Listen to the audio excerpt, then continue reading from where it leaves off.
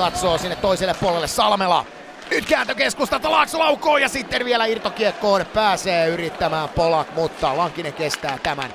Polak uudelleen laukoo ja sen maalivahti ottaa kopin, joten hyvin pääsee.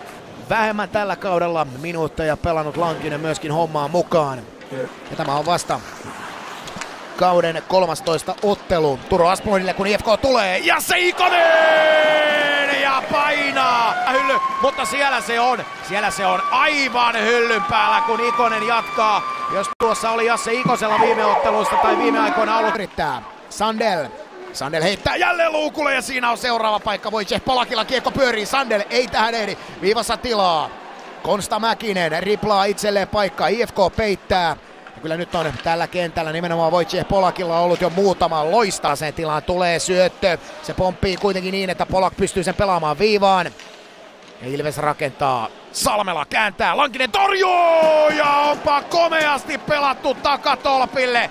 Tapio Laakso näkee kääntää sinne vielä ja sille enää Kevin Lankinenkaan maada yhtään mitään. Numerot tasan 1-1 maalin tekijänä Wojciech Polak.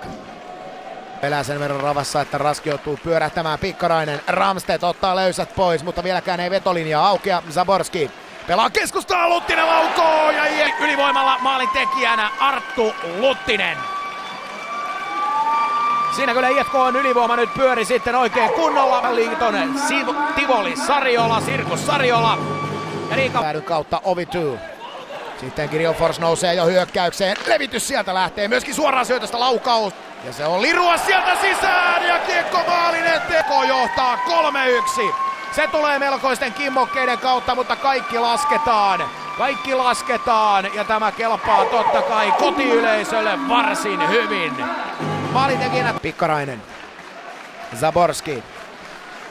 Zaborski hiipii. Ramstedt pelaa maalin eteen ja Arttu Luttisella on tänään kapteenin sen rinnassa kulkee. Luttinen +2 tänään ja mukana jokaisessa IFK-maalissa.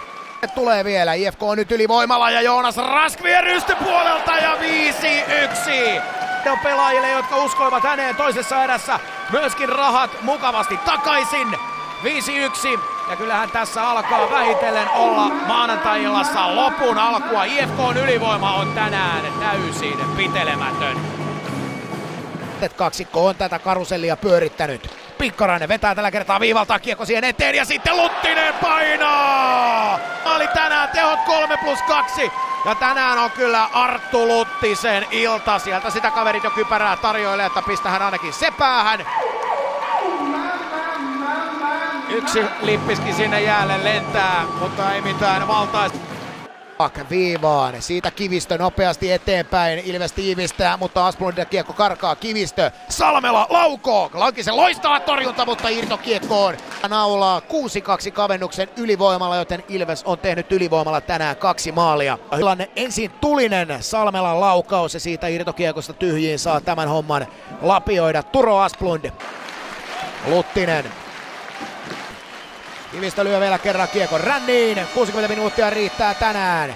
IFK voittaa 6-2 ja kauden ensimmäisestä Hakametsässä pelatusta kohtaamisesta.